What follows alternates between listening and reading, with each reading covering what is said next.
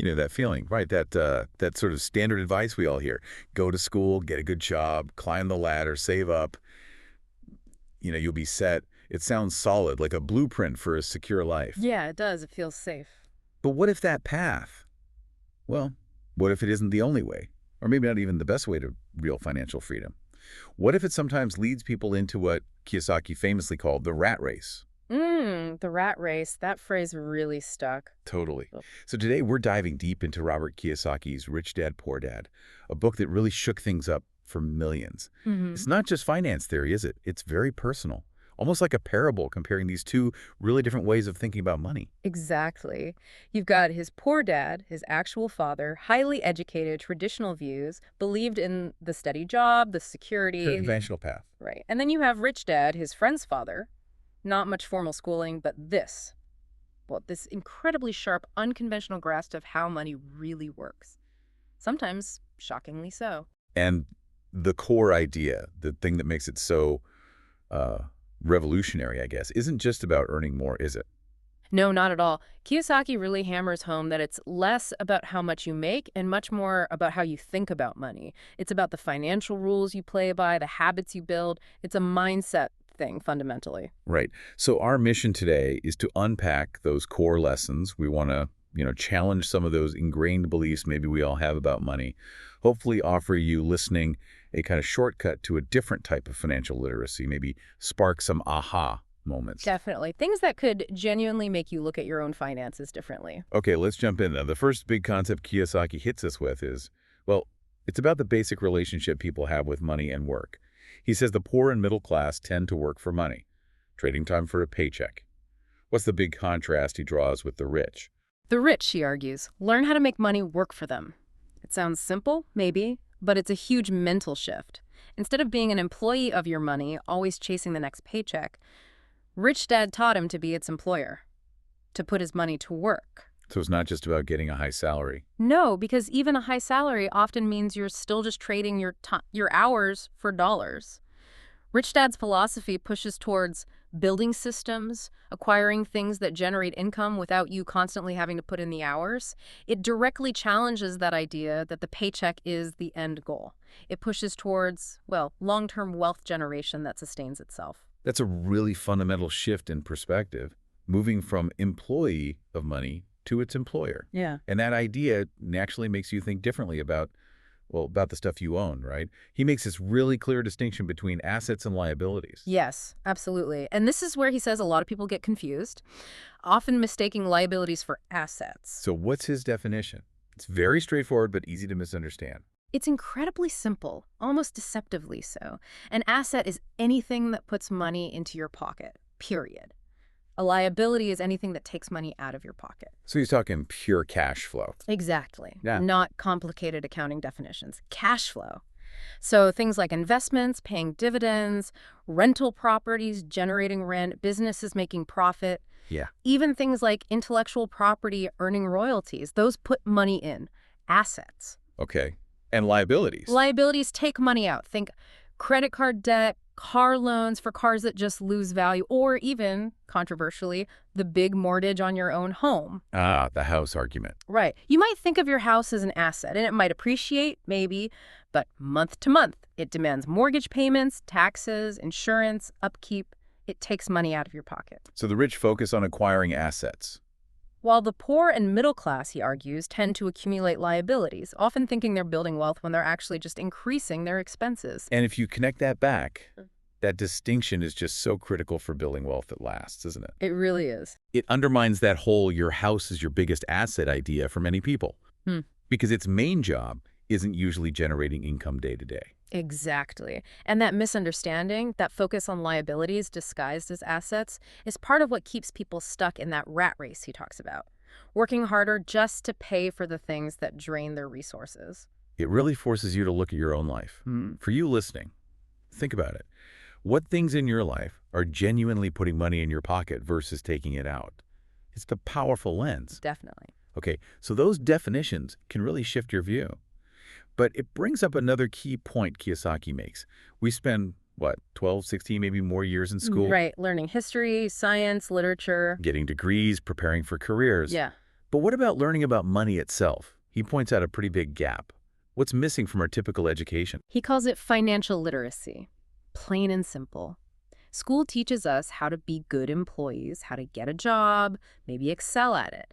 But it rarely teaches us how to make money work for us, how to invest it, manage debt, understand taxes effectively, or even just grasp the language of assets and liabilities we just talked about. So we learn how to earn it. But not really how to manage it or grow it effectively once we have it. This lack of practical knowledge, he argues, leaves people vulnerable even if they earn a good income.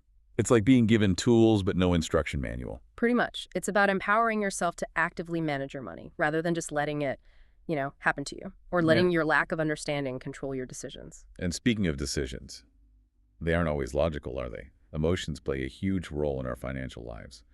Kiyosaki highlights two big ones: fear and greed. How do they mess things up? Oh, massively. He says fear is a huge driver. People stick with jobs they might even hate because they fear instability. Fear of not paying bills, fear of the unknown future. That fear keeps them anchored to the paycheck, even if it limits their growth potential. Okay, so fear keeps them playing it safe, maybe too safe. Yeah. What about greed? Well, once some money comes in, greed, or maybe just the desire for instant gratification kicks in. You want the bigger house, the nicer car, the latest phone, that whole keeping up with the Joneses thing. Right. And that can lead to overspending, taking on more debt, more liabilities, which just fuels the need to earn more money. It's a cycle. So it's like a trap. Fear stops you from building wealth. Greed makes you spend what you have unwisely. Yeah, exactly. Kiyosaki stresses that mastering these emotions, understanding when fear is holding you back unnecessarily, or when desire is leading you to make poor choices, is critical. Emotional intelligence around money is just as vital as financial knowledge. Yeah, without that control, even the best plans can just fall apart. Okay, so if the traditional job is mainly about meeting today's needs and fear and greed can trip us up, where does Kiyosaki say true wealth actually gets built? He's very clear. Business and investment. That's the path. Not just the job? The job covers your bills, your current needs, but building genuine, lasting wealth. That comes from investing your money wisely and, ideally, building businesses. And the key concept here is something everyone talks about now: passive income. Yes, passive income. That's sort of the holy grail in his philosophy. Income that comes in regularly with minimal active effort required from you at that point. It's your money making more money, or your systems generating money, like having employees working for you 24/7. And here's where it gets really interesting, I think, because it's not just about, say, earning a little interest. He pushes for creating real systems, doesn't he? Oh, yeah. He's talking about building things that generate significant cash flow. Maybe it's rental properties managed by a property manager. Maybe it's owning a business that runs without your daily involvement. Or it could be royalties from a book you wrote or a patent, things that produce income stream independently of your time. It's about building an engine. Exactly. An engine that keeps running, keeps producing, even when you step back. That's what shifts you fundamentally from trading time for money to having assets generate your wealth. It's freedom, really. Okay, and the final lesson. It feels less like a specific tactic and more like a mindset, an approach to life, really. It's about continuous learning. Yes. It's not a destination you arrive at. Think about the contrast between his dads again. Poor dad's advice was solid, conventional: get a good job, work hard, play it safe. Predictable, secure, or seemingly secure. But rich dad's advice was quite different, wasn't it? Especially for navigating a world that's always changing. Completely different. Rich Dad's philosophy was more like, keep learning, learn new skills, be willing to take calculated risks, always look for opportunities. It wasn't about finding one safe harbor, but about becoming adaptable. He knew the financial world changes new technologies, shifting markets. So you have to keep learning to keep up or even get ahead. Absolutely. The people who thrive are the ones who stay curious, who are willing to adapt, learn new strategies, maybe even unlearn old habits that no longer serve them. Financial literacy isn't a class you take once. It's a lifelong pursuit. Exactly. A lifelong commitment to learning, growing, adapting, seeing challenges not just as problems, but as potential opportunities. So as we wrap up this deep dive into Rich Dad, Poor Dad, the big message seems pretty clear. Real wealth isn't just about how much money you earn. No, it's fundamentally about your understanding of money, those core concepts like assets versus liabilities, and the habits you intentionally build around investing and managing it. It really pushes you to look past the standard advice, doesn't it? It does. It encourages a much more proactive approach, more intelligent, maybe more emotionally aware about your financial life. It's about taking control through knowledge and deliberate action. Taking control of your financial destiny, as cheesy as that might sound. Well, yeah. So, as you listening reflect on all this, here's something to maybe chew on. Thinking about Kiyosaki's simple definitions. Asset puts money in, liability takes money out. Mm. What's one big financial commitment you have right now? Could be a mortgage, a car payment, student loan, anything. How might you look at it differently after this conversation? And maybe, just maybe, what's one small practical step you could actually take, something actionable, to maybe start shifting that liability towards being less of a drain, or even, dare we say, towards becoming an asset someday? Food for thought. Definitely. Well, thank you for joining us on the deep dive. We really hope this look into Rich Dad, Poor Dad has given you some valuable things to think about for your own financial journey. Hope it sparked some ideas. Until next time, keep learning, keep questioning, and keep diving deep.